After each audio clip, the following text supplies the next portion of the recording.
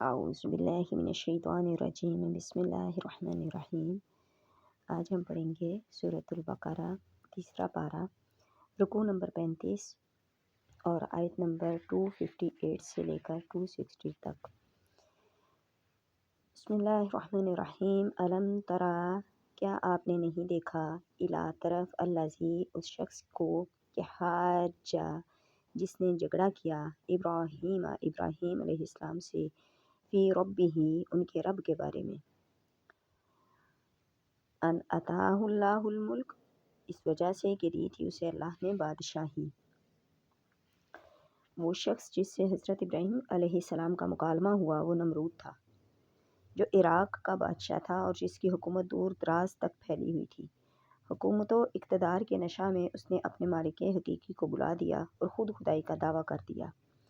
حضرت ابراہیم علیہ السلام نے جب شرک و الحاد کے خلاف جہاد شروع کیا اور اس مٹی کے ناچیز پتلے کو رب ماننے سے انکار کیا، تو نمرود نے سر مجلس آپ سے آپ کے رب کے متعلق دریافت کیا۔ اذ قال، جب کہا، ابراہیم علیہ السلام نے اسے، کہ ربی الذی، میرا رب تو وہ ہے کہ جو یحیی، جو زندہ کرتا ہے، و یمیت، اور مارتا ہے۔ قال، تو اس نے کہا، انا، میں بھی، احیی، میں بھی زندہ کر سکتا ہوں، و امیت، اور میں بھی مار سکتا ہوں۔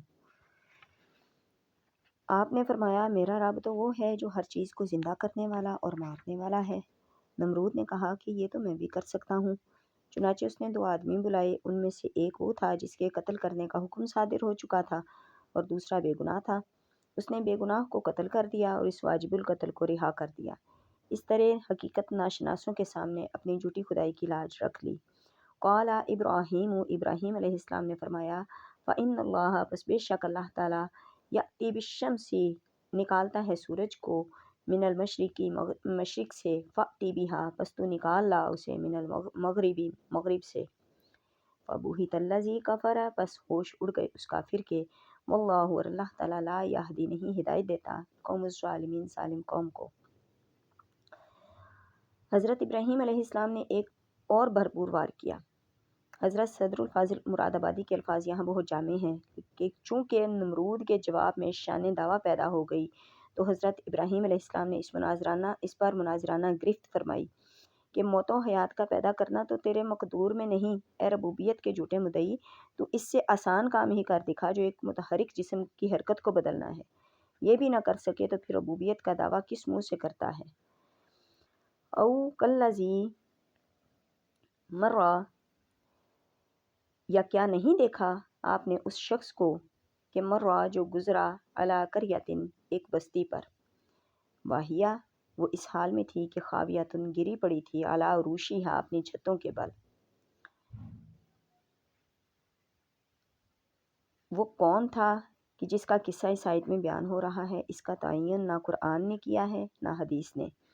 اس لیے علماء مفسرین سے متعدد اقوال منقول ہیں۔ بعض نے یہ بھی کہا ہے کہ وہ کافر تھا جسے قیامت پر ایمان نہ تھا، بعض نے ارمیہ نبی کا اور اکثر نے حضرت عزیر علیہ السلام کا نام لیا ہے، لیکن زیادہ بہتر یہی ہے کہ جس کو اللہ اور اس کے رسول میں معین نہیں فرمایا اسے معین نہ کیا جائے۔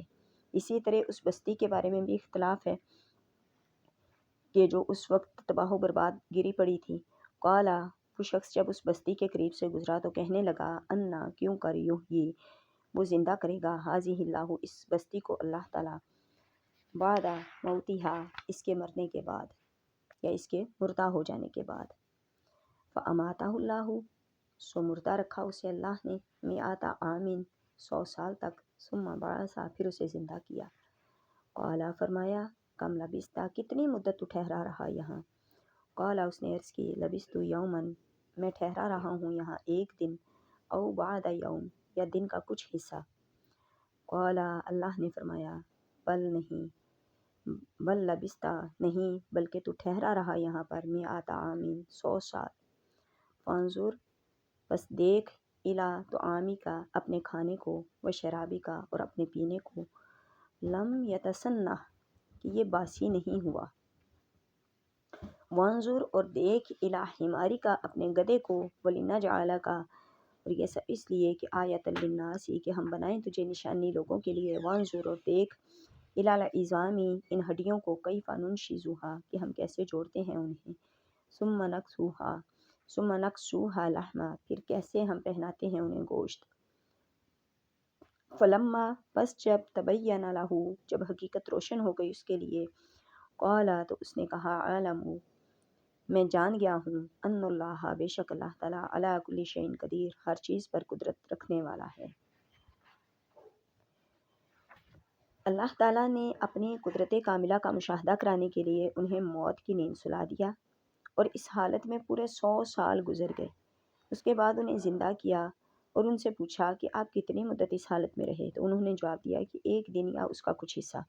انہیں بتایا کہ نہیں، تم تو پوری 1 صدی یہیں رہے، اور دیکھیے میری قدرت کہ آپ کا کھانا جو عام طور پر چند گھنٹے گزر جانے کے بعد بدبودار ہو جاتا ہے، جوں کا توں ہے، اور گدھے کا گوشت پوست گل سڑ گیا ہے۔ کھانے کو اللہ پاک نے قائم رکھا نشانی بنانے کے لیے، اور گدھا جو 100 سال تک وہاں پڑا رہا، وہ گل سڑ کے اس کی ہڈیاں علیحدہ ہو گئیں، اور اس کا گوشت جو تھا وہ سڑ گیا، اس کی ہڈیاں بکھری پڑی ہیں۔ اب دیکھیے یہ بکھرا ہوا ڈھانچہ کیسے جڑتا ہے، اور گوشت پوست کیسے آنے واحد میں اس پر نمودار ہو جاتا ہے۔ جب ان تمام امور کا انہوں نے بچشم خود مشاہدہ کر لیا، تو کہنے لگے کہ میں نے دیکھ لیا کہ اللہ تعالیٰ جو چاہے کر سکتا ہے۔ علم یہاں بھی رعیت کے معنی میں ہے۔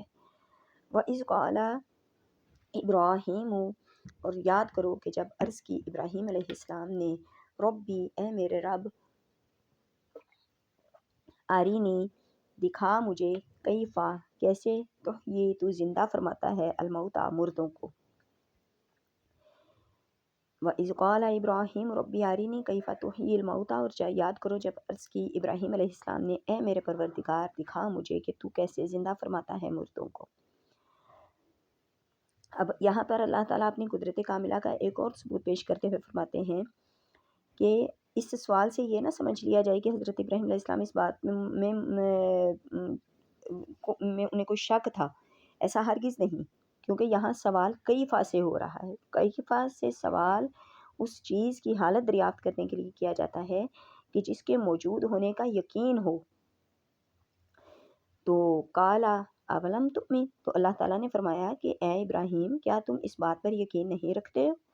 کالا، انہوں نے عرض کی، بلا، کیوں نہیں، میں تو ایمان رکھتا ہوں، ولیکن، اور لیکن، لیطمئن قلبی، ولیکن لیطمئن قلبی، لیکن یہ سوال اس لیے کیا ہے کہ تاکہ مطمئن ہو جائے میرا دل،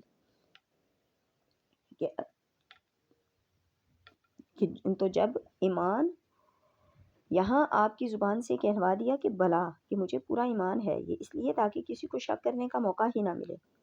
تو جب ایمان یقین پہلے سے حاصل ہے تو پھر اس سوال کا کیا مطلب ہے؟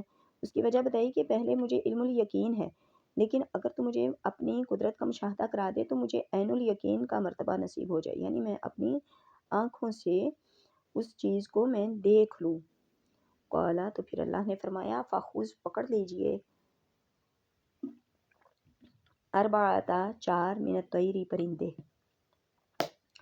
فسرہن، پھر انہیں منوس کر لے اپنے ساتھ، الیکا، اپنے ساتھ، ثم اجعل، پھر رکھ دے، علی کل جبل، ہر ایک پہاڑ پر، منہن، جزءا، ان کا ایک ایک ٹکڑا، ثم ادعوہن، پھر بلا انہیں، یاتینک، سعیا، وہ دوڑتے ہوئے چلے آئیں گے تیرے پاس، یاتینک، وہ چلے آئیں گے تیرے پاس، سعیا، دوڑتے ہوئے، وعلم، اور خوب جان لو، ان اللہ، کہ بے شک اللہ تعالیٰ، عزیز الحکیم، سب پر غالب ہے، بڑا دانا ہے۔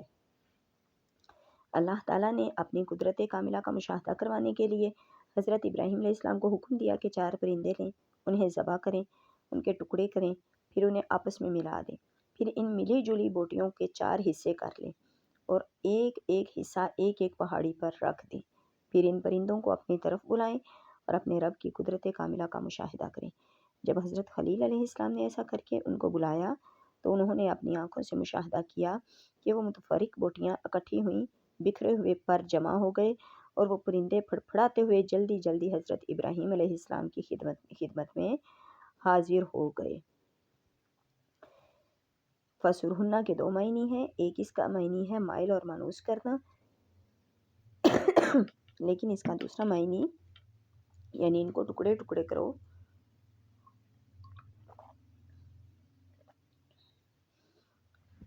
پھر اس طرح حضرت ابراہیم علیہ السلام نے جب کیا تو اللہ تعالیٰ نے انہیں اپنی قدرت کاملہ کا مشاہدہ ان کی آنکھوں سے کروایا۔